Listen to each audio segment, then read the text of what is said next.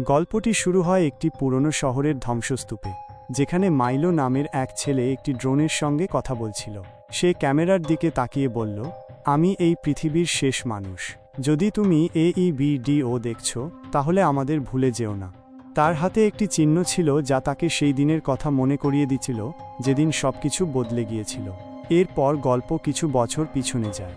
পৃথিবী ধ্বংসের পথে ছিল, যুদ্ধ, দুর্ভিক্ষ, অবিচার চারদিকে ছড়িয়ে পড়েছিল।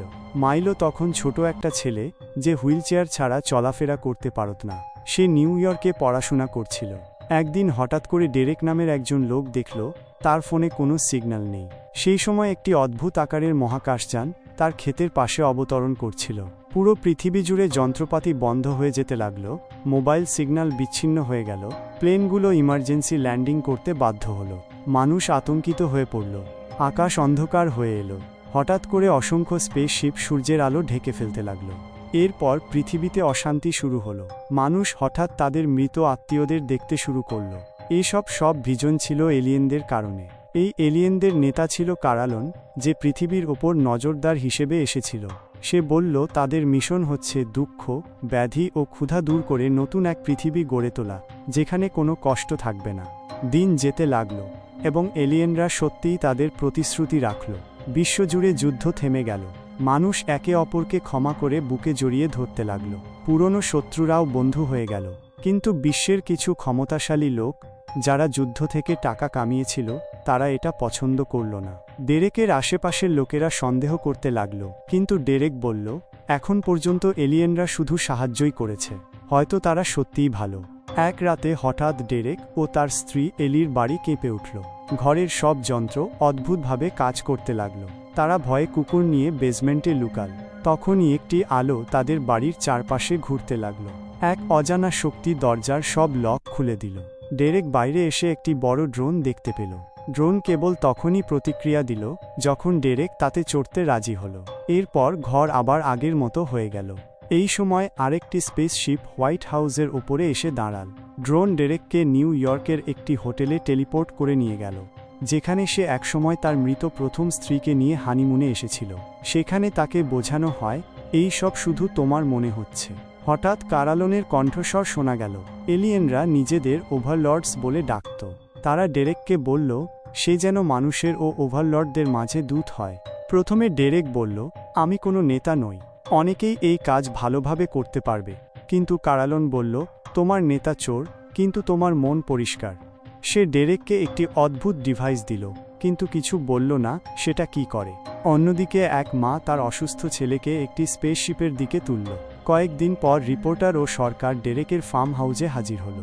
পুলিশ তাকে ঘিরে বলল, এই ডিভাইস আমাদের দাও। ডেরেক না করায় তারা হুমকি দিল। এলি এই ঘটনাটি রেকর্ড করতে লাগলো, যাতে পুলিশ কিছু ভুল না করে। অবশেষে ডেরেক ডিভাইস দিয়ে দিল।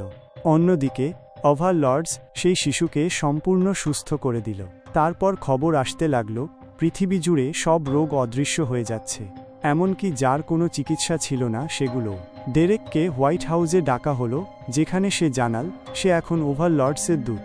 কিন্তু রিপোর্টারদের প্রশ্নের উত্তর দিতে না পারায় সে নার্ভাস হয়ে পড়ল। কারালন এখনও জনসমক্ষে আসতে রাজি নয় বলে জানায়। যখনই তাকে ডাকা হতো, ড্রোন এসে ডেরেককে হোটেলে নিয়ে যেত। সময় কেটে গেল। ওভারলর্ডস ক্ষুধা ও দারিদ্র্য দূর করে দিল। ডেরেকের কাজ ছিল দেশের মাঝে শান্তি বজায় রাখা। তবুও কিছু মানুষ ওভারলর্ডসকে বিশ্বাস করত না। তারা ভাবত, এলিয়েনরা আমাদের দুর্বল করে পরে আক্রমণ করবে। একটি গোষ্ঠী তৈরি হলো ফ্রিডম লিগ। সাংবাদিক হুগো তাদের সমর্থন করত। তারা এলিয়েনদের বিরুদ্ধে প্রচার চালাতে লাগল। ডেরেক বলল, কারালন যদি নিজেকে প্রকাশ করে, মানুষ বিশ্বাস করবে। কিন্তু কারালন না করল। মাইলো, যাকে স্কলারশিপ দেওয়া হয়েছিল, তার বুদ্ধির কারণে এলিয়েনদের প্রযুক্তি নিয়ে গবেষণা করছিল। একদিন সে দেখল তার মা এক ড্রাগ ডিলারের সঙ্গে ছিল।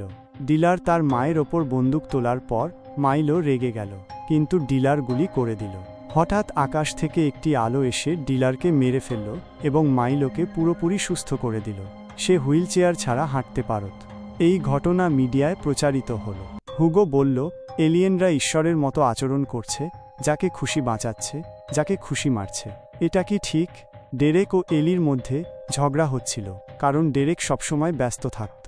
একদিন ডেরেককে কেউ অজ্ঞান করে অপহরণ করল। সে হুঁশে এসে দেখল ফ্রিডম লিগের লোকেরা তাকে আটক করেছে।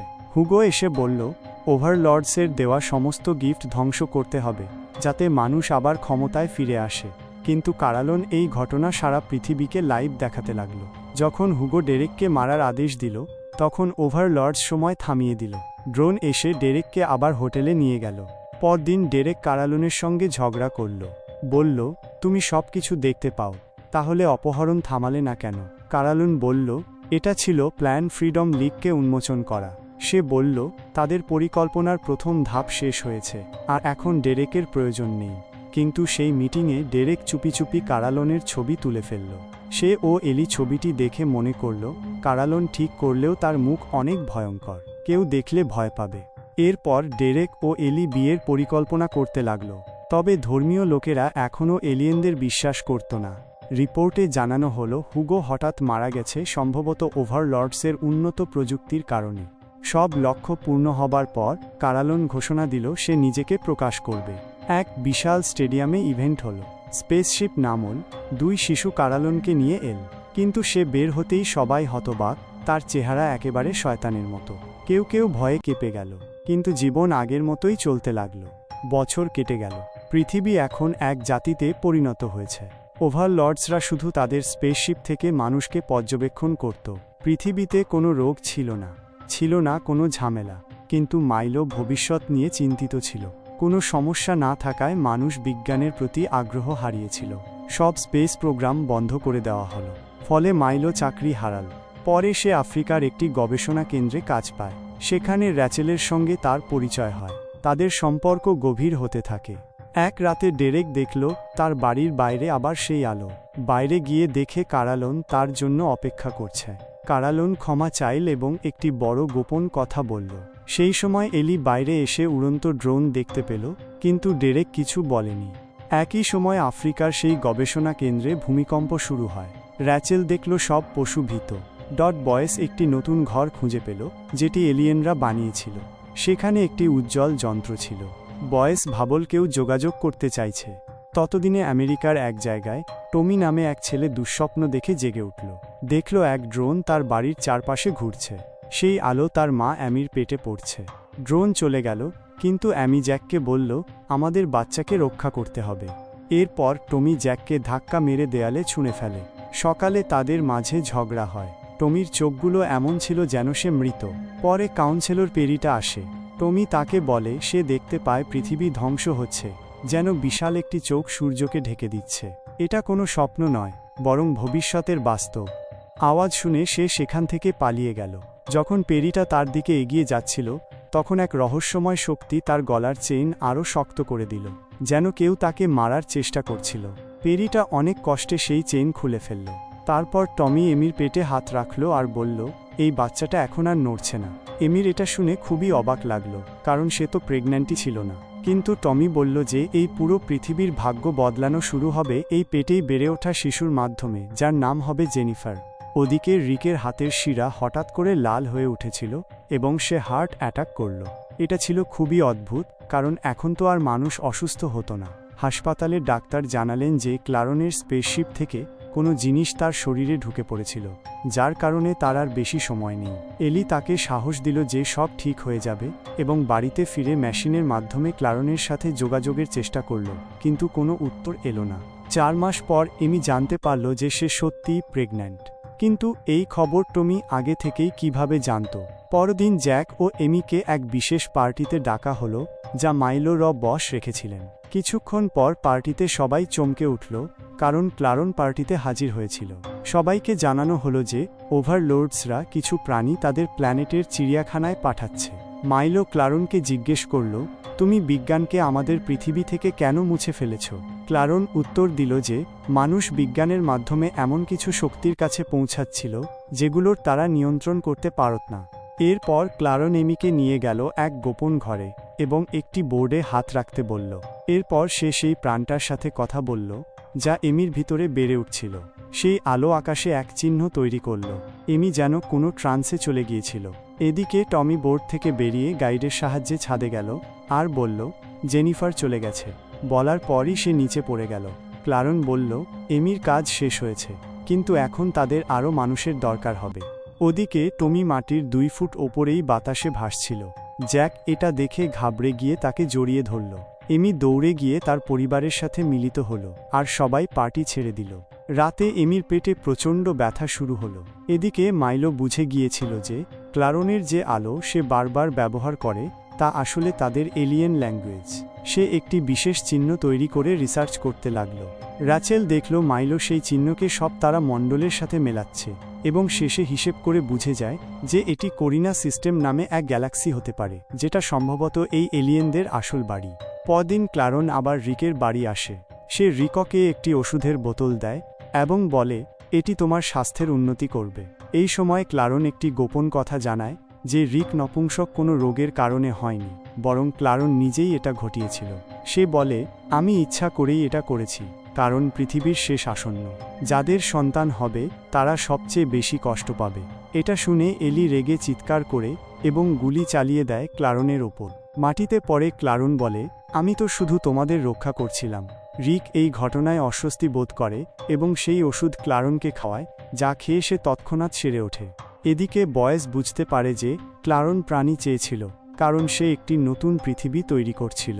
কিছুদিন পর এমি একটি কন্যা সন্তান জন্ম দেয়। তার নাম রাখা হয় জেনিফার, কিন্তু তার চোখ ছিল অন্যরকম সবুজ আলোয় ঝলমল করছিল। 4 বছর কেটে যায়। নতুন বাচ্চারা আগের প্রজন্মের তুলনায় অনেক শক্তিশালী হয়ে উঠেছে। মাইলো, এখন র্যাচেলের সঙ্গী, হিসেব করে দেখল যে মানবজাতি এক প্রজন্মেই অনেক এগিয়ে গেছে। এরপর সে এই শিশুদের গবেষণা করতে থাকে। বাচ্চারা ছোট ছোট কাজে তাদের শক্তি ব্যবহার করছিল। এদিকে রিক এখনও বেঁচে ছিল, কিন্তু একটি মেশিনের মাধ্যমে। এক রাতে ক্লারন তাকে বলল, আমি তোমাকে বাঁচাতে পারি যদি তুমি পৃথিবী ছেড়ে আমার সঙ্গে যাও। কিন্তু রিক রাজি হয়নি। পরদিন মাইলো ও র্যাচেল দেখল সব শিশুরা অদ্ভুত আচরণ করছে। হঠাৎ তারা সবাই হাত তুলতে শুরু করে এবং জেনিফারের নাম নিতে থাকে। অনেক শিশু টমির বাড়িতে এসে তাদের নেতা খুঁজতে থাকে। মাইলো বুঝতে পারে এরা সবাই কোনোভাবে সংযুক্ত। টমি জানায় যে জেনিফার তাদের একটি নতুন দুনিয়া দেখায়। জ্যাক যখন শিশুদের পাঠাতে চায় তখন তারা তার কথা অগ্রাহ্য করে। জেনিফার টমির মাধ্যমে শিশুদের বোঝায়, ভয় পেও না, এখন আমরা নিউ ইথার শহরে যাব। পথে জেনিফার তার শক্তি ব্যবহার করে পথ পরিষ্কার করে। মাইলো জ্যাককে ফোন করে সব জানাতে চায়, কিন্তু জ্যাক ফোন ধরে না। এমি দেখে এই শহরের শিশুরাও জেনিফারকে অন্যরকমভাবে দেখছে। পরে এমি জ্যাককে রাজি করায় মাইলোর কথা শুনতে। জ্যাক কয়েকটি প্রশ্ন করার অনুমতি দেয়। মাইলো প্রশ্ন করতে শুরু করে। জেনিফারের চোখ জ্বলতে থাকে এবং সে তাদের পৃথিবী ধ্বংস হওয়ার একটি ভীষণ দেখায়। মাইলো হতবাক হয়ে যায়। তারপর জেনিফার বলে, এখন শুরু হচ্ছে শেষের। মাইলো সিদ্ধান্ত নেয় সে ওভারলোডদের স্পেস শিপে প্রবেশ করবে। র্যাচেল সাহায্য করে, কিন্তু সে খুশি ছিল না। মাইলো প্রাণীদের শিপমেন্টে লুকিয়ে পড়ে। র্যাচেল তাকে চুমু খায় এবং ঘুমের ইঞ্জেকশন দিয়ে শিপে ঢুকিয়ে দেয়। এদিকে রিক সম্পূর্ণ বিভ্রান্ত। এলি তাকে সাহায্য করার চেষ্টা করে, কিন্তু রিক তার মৃত স্ত্রীকে স্মরণ করে। হঠাৎ সে সেই হোটেলে পৌঁছে যায় যেখানে তার স্ত্রী বেঁচে ছিল। রেডিও থেকে এলির আওয়াজ শুনে সে বুঝতে পারে এটা সব ভুয়া। ক্লারন বলে এটা সব সত্যি হতে পারে চিরতরের জন্য, কিন্তু রিক বলে, না, আমি আসল জীবন চাই, এবং সে এলির কাছে ফিরে যায়। সেই রাতে টমির পরিবার একটি সিনেমা দেখছিল, যখন জেনিফার হঠাৎ বলল, সময় হয়ে গেছে। ক্লারন সবাইকে জানাল মানবজাতি এখন সুপারহিউম্যানের রূপ নিচ্ছে এবং আর কোনো সন্তান জন্মাবে না। এই বলার পরই সব গর্ভবতী নারীদের পেট থেকে বাচ্চারা উধাও হয়ে যায়। শিশুরা বাতাসে ভেসে উঠতে থাকে, পরিবারগুলো কাঁদতে থাকে, কিন্তু টমি তখনও মাটিতে ছিল। জ্যাক তাকে থামাতে চায়, কিন্তু টমি বলে, আমি শুধু বিদায় জানাতে এসেছি। তারপর সেও উড়ে যায়। জেনিফার একটি পাহাড়ের চূড়ায় ছিল। সে পৃথিবীর বাকি শক্তি নিজের মধ্যে টেনে নিচ্ছিল। ওদিকে মাইলো ওভারলোডদের শিপে জেগে ওঠে। তারা তাকে তাদের গ্রহ দেখায়, একটি লাভা ভরা অন্ধকার স্থান। তারা জানায় সে 40 বছর ঘুমিয়েছিল এবং পৃথিবী ধ্বংস হয়ে গেছে একেবারে তাদের পরিকল্পনা মতো। তারা বলে সব কিছু তারা করেছে ওভারমাইন্ডের আদেশে। মাইলো বলে, আমাকে ওভারমাইন্ডের সাথে দেখা করাও। সে সাদা এক স্থানে পৌঁছে যায়। ওভারমাইন্ড তার সঙ্গে র্যাচেলের রূপ নিয়ে কথা বলে। সে বলে, এই পুরো পরিকল্পনা আমি, তোমার বাচ্চাদের আমি শক্তি দিয়েছি। সব শুনে মাইলো আবেগপ্রবণ হয়ে পড়ে। সে বলে, আমাকে পৃথিবীতে ফিরিয়ে দাও। আমি একটা রিপোর্ট বানাতে চাই যেটা তোমাদের ধ্বংসের ইতিহাস হবে। তারপর আমরা গল্পের প্রথম দৃশ্য দেখি, যেখানে মাইলো সেই রেকর্ডিং করছে।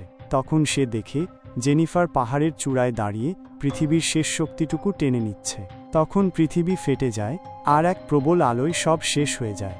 ভিডিও ভালো লাগলে লাইক ও সাবস্ক্রাইব করতে ভুলবেন না। দেখা হবে পরবর্তী ভিডিওতে।